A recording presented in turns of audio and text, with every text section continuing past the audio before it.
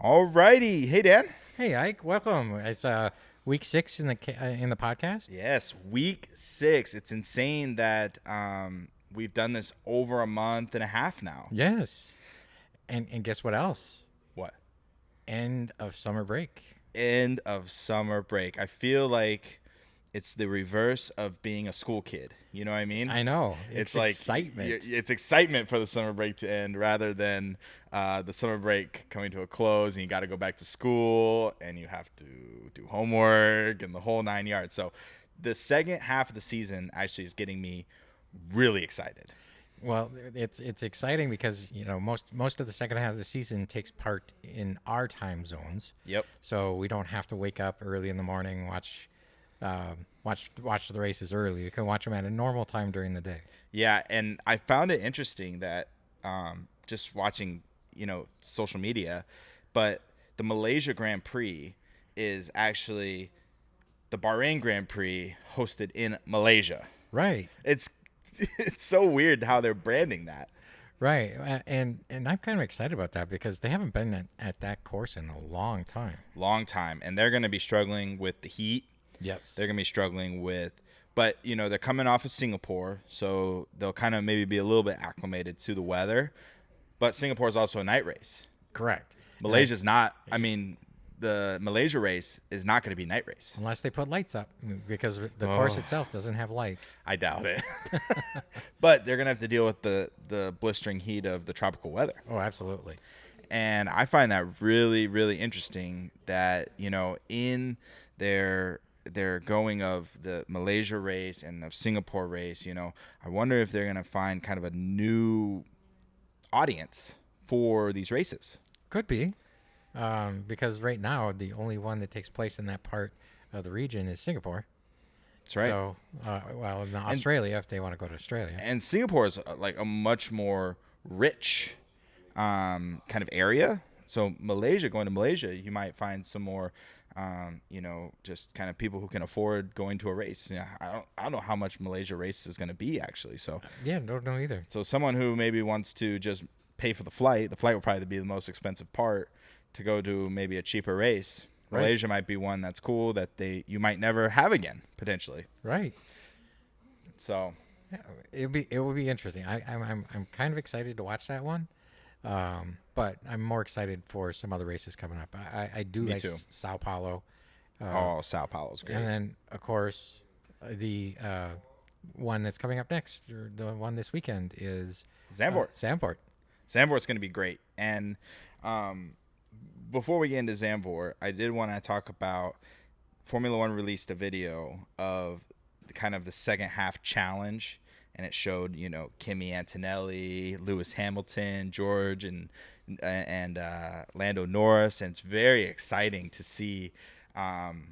There's so many contenders this year, not only for the Drivers' World Championship, but the Constructors' Cup too. Yes, yeah. And there's actually only really 2 teams that are out there that are up for contention. If McLaren makes a run, they might be able to come back Yep. into the mix, but right now it's just battle between Ferrari and Mercedes. Yeah, I think you're right. And I mean, it's kind of hard to say that McLaren's not in the mix this year because they've just been so dominant the last couple years.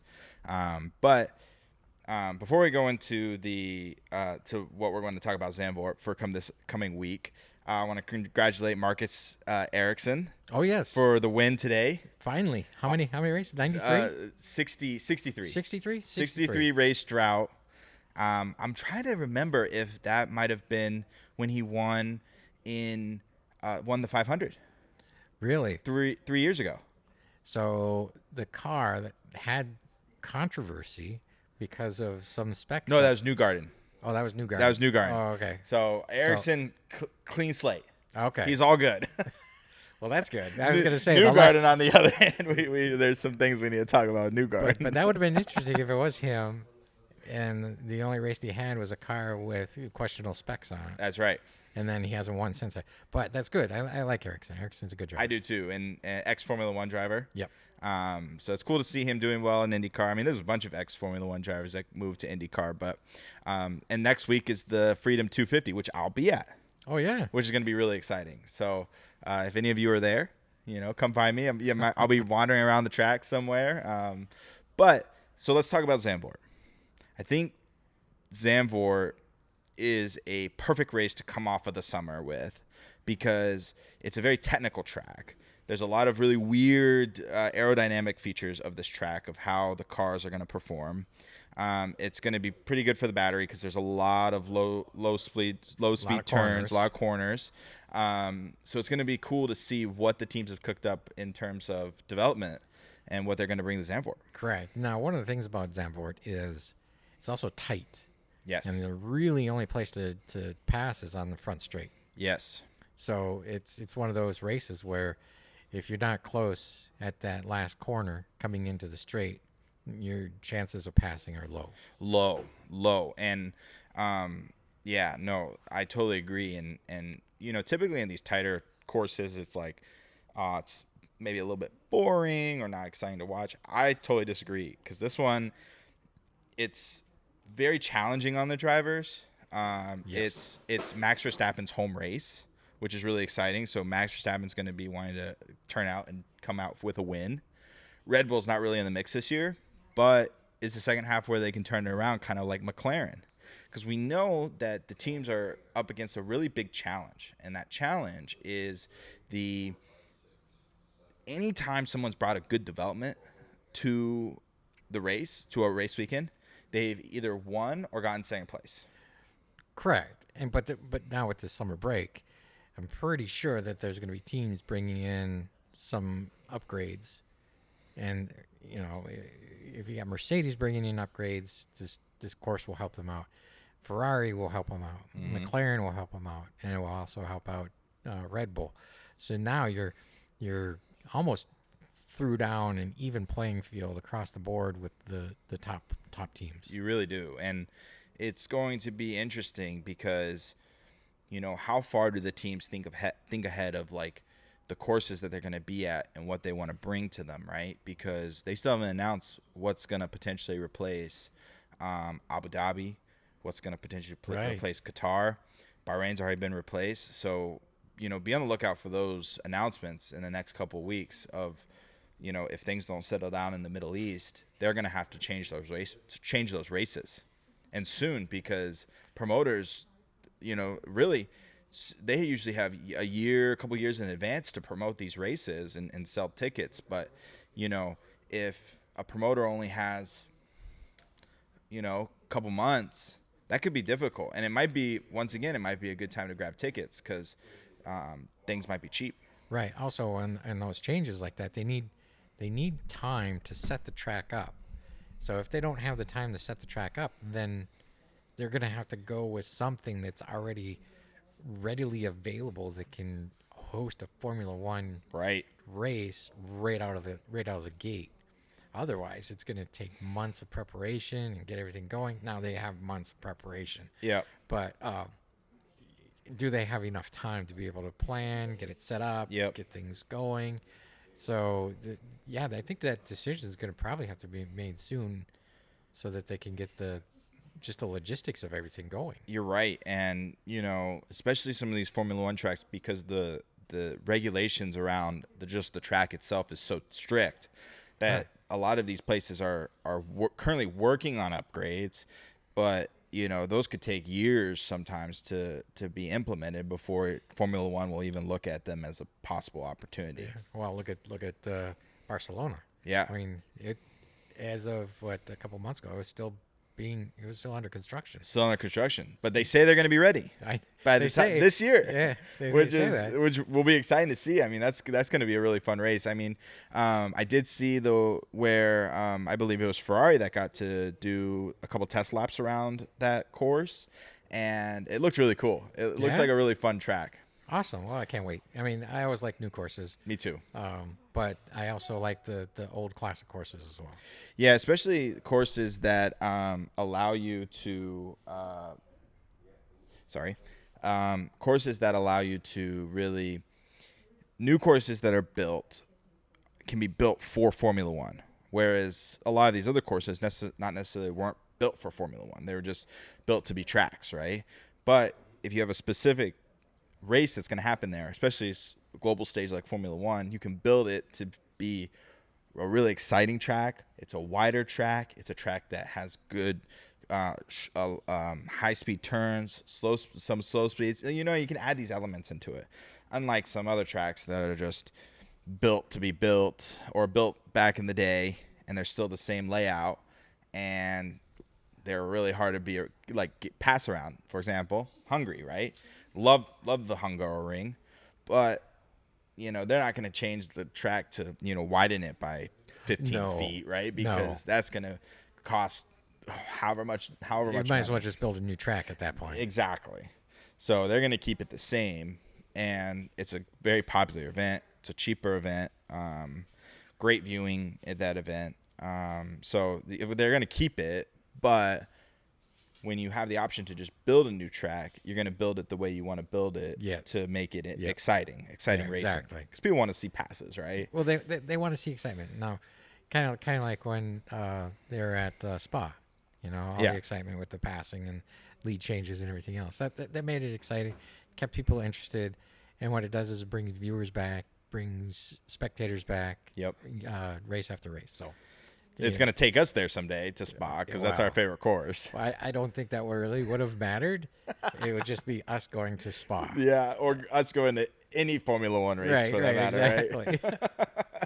So, a quick break here. We want to thank our sponsors of the show. Correct. D&H Toys, where we actually host the show here in Shakopee, Minnesota. Great sponsor. If you're in Minnesota, stop on by, take a look at what we have around. Yeah, no, it's a great spot, and the toys here, endless options. So come and check out D&H Toys. Another sponsor of ours is Formula Coffee Co. If you love racing and you love coffee, give us a try. We have multiple different types of roasts, and we make coffee for the race fans. So find us at formulacoffeeco.com. Awesome. All right, Dan. This week, obviously, end of summer break. It's going to be a shorter episode, hopefully not too short. But we do want to talk about some of our predictions for Zandvoort. Yes.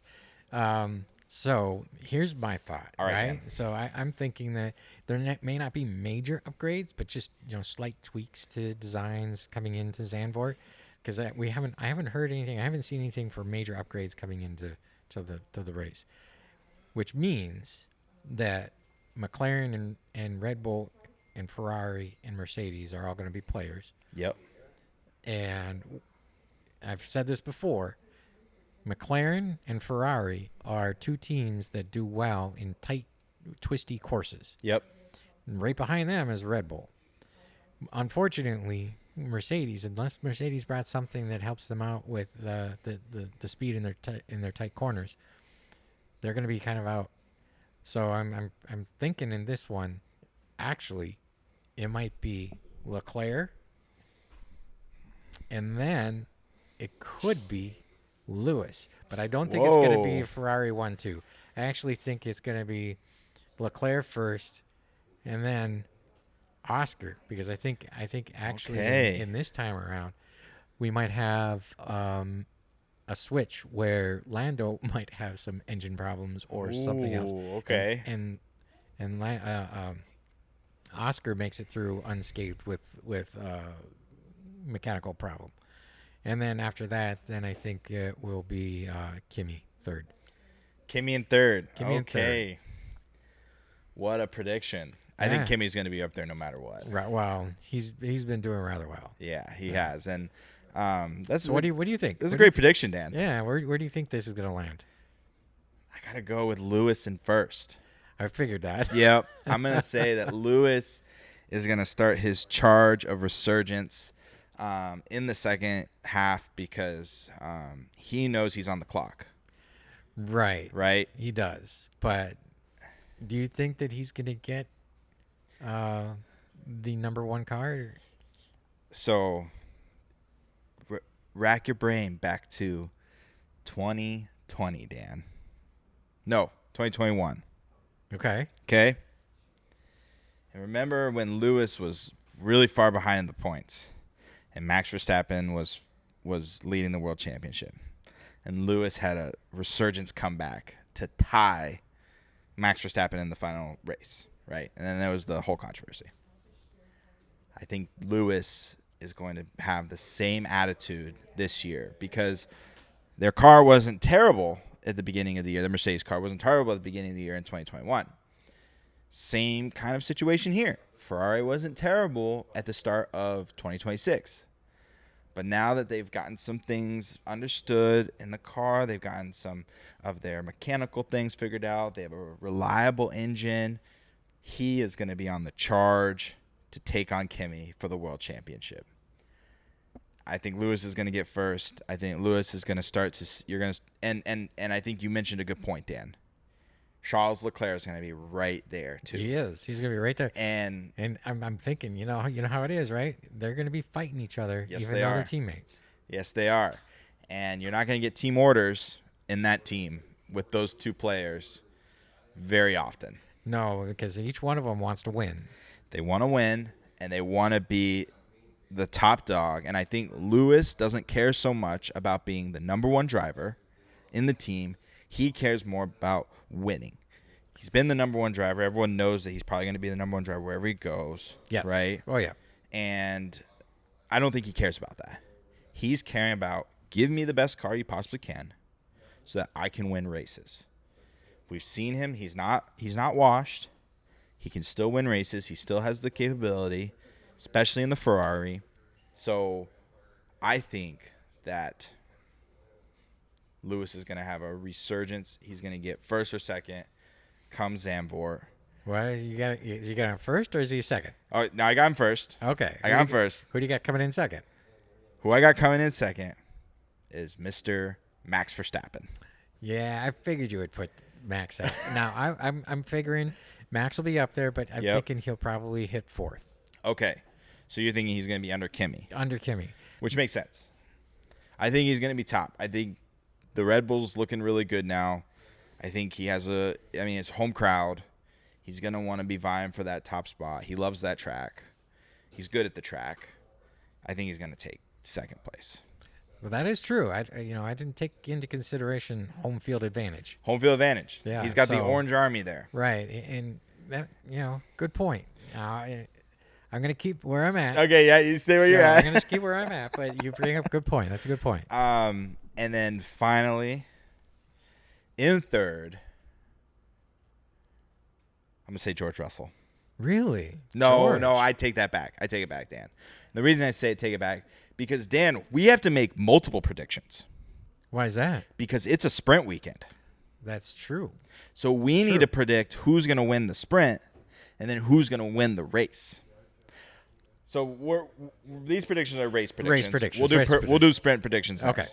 So I think, you can't leave Kimi out. I think Kimi's going to get third. He's been great in sprint races or sprint weekends. He doesn't need a whole lot of time to get the car up to speed. I think he's really comfortable. He hasn't really raced at Zandvoort too much, so that might be an interesting factor, especially with just how that track is oriented.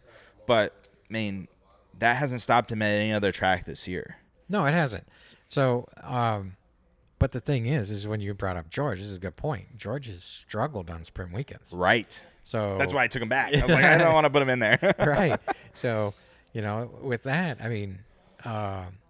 so you got Lewis, you got Max, you got Kimi, and I have Leclerc, Oscar, and Kimi. So little bit of nuance. Yep. Pretty close to I don't have similar. any McLarens.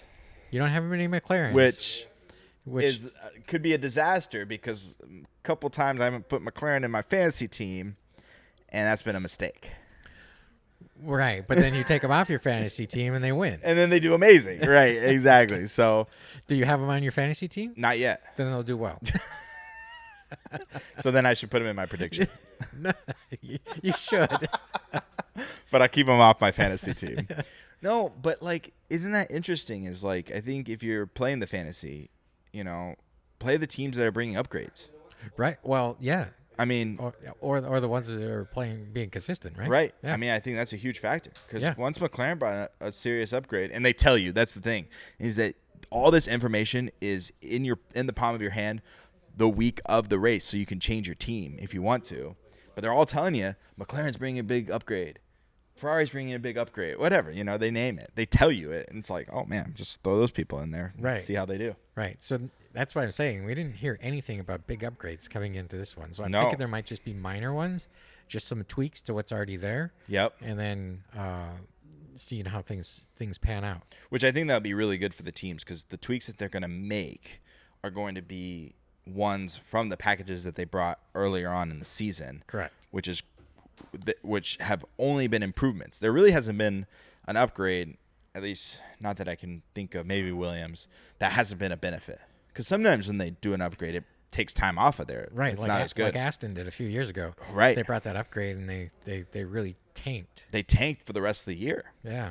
because Alonso was getting podiums. Right. That was insane. And then they just took some terrible turn. And he couldn't make Q3 to save his life. Right. Oh, man. I remember that. That was so fun to see Alonso get the podium. I know. That was amazing. And it was like a true underdog story.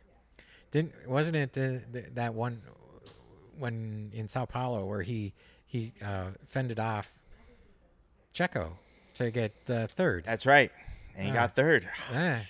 You just love underdog stories I know. like that. Or like when Magnussen got pole in Sao Paulo. I know it's because of the rain, but just seeing how excited Still, he though. was, it's so great. It's so great. That's the beauty of Formula One, right? You kind of have your top dogs, your top contenders, but they've been really making a push. Formula One's making a big push to change the order of things so that it's not like one team's winning all the races. One person's winning, like Max for 4 years was just winning all the time, and that was like. And then Carlos Sainz won in Singapore, and I think I was the most excited I've ever been in my life because it wasn't a Max Verstappen or a Red Bull win. Well, yeah. They swept that season, by the way. Well, oh, my gosh. The Max Verstappen win every race kind of season that was a few years ago. I don't think that they're going to have another one of those ever again. No. I don't think that Formula One will want to because it's just the excitement for the race dies when you just have the same person winning over and over, and it's the same team over and over again. And the interesting thing is that Formula One has kind of put in their back pocket the ability to change regulations now to help lower teams. For example, different engine manufacturers can do different upgrades on their engine, right? Red Bull can't do any changes. Ferrari has 2 opportunities. Mercedes has 3. So they can do tweaks and changes to their engines. Not only that, but they can change the power distribution now. They can go from, what was it? They went from 250 kilowatts to 350 kilowatts of the being able to right. There's things that Formula One's holding back that they can tweak so that other cars can do better. Right, and then I thought there was a rule change too, or at least a rule that teams that have underpowered engines have an opportunity to do an upgrade to really increase up to closer where the top player is. Right. So it's really cool that Formula One is able to now implement those changes, right? Yeah. Before they didn't have that opportunity, and I think that's why you saw Max Verstappen steal the show, is because if they had a good car and had a good engine, then it was just game over. Right. Because no team's going to be able to make enough aerodynamic changes to their car to even get close. Also, with a budget cap, there's no option for that, right? Yeah. So, all right, Dan, sprint format predictions. So sprint format. So what this basically is, you go and you start a race, and you run as fast as you can. You finish the race on the same tires, no pits, no nothing. Yep. Just go, and it's 19 laps. 19 laps. Go the fastest you can. In that format, Lando actually does pretty well. Yes, he does. Max does. Max does really well. And Kimi does really well yes. recently. Yes. So I'm thinking for sprint, it might be that. It might be Lando, Max, and Kimi. Okay, that's good.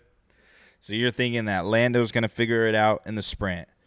Oscar's going to figure it out in the race. Yes. Which actually hasn't been too far off from what has happened in the past. Sometimes it's flipped. Sometimes it's flipped. Yeah. But usually one of them figures something out, and then I guarantee you they're reading each other's data in the garage and being like, when's he braking? When's he, how quick is he letting off the gas? Oh, man. Good prediction, Dan. Yeah, what do So you think? You got Norris. You got Norris, Max. And then Kimi. All right. I'm going to switch it up a little bit on you. I think it's going to be Max for the win in the sprint. But then I think Ferrari's going to figure things out for the race, and they're going to get top. So that falls into our prediction because I said Lewis, you said Charles. And then the other one that I would say is, so it's going to be Max.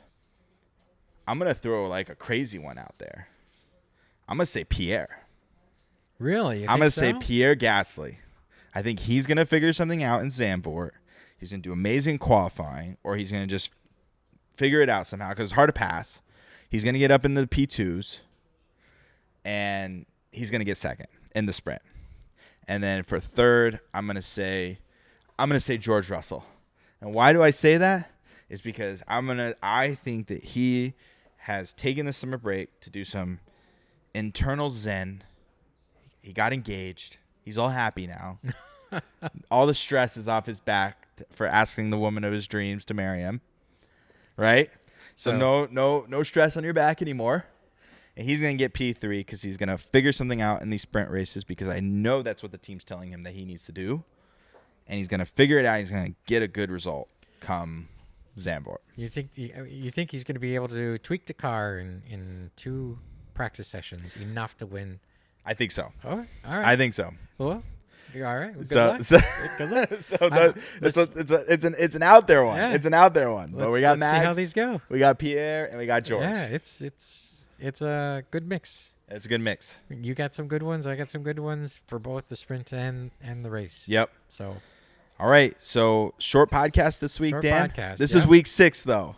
it is. Next week, we get to talk about the results at Zandvoort Yes. and see if we have our predictions come true. Yeah. And I think that's all we got today. All right. Thank you, everybody. All right. Stay crazy, race fans. Have a great day. We'll see you next time. Bye, everybody.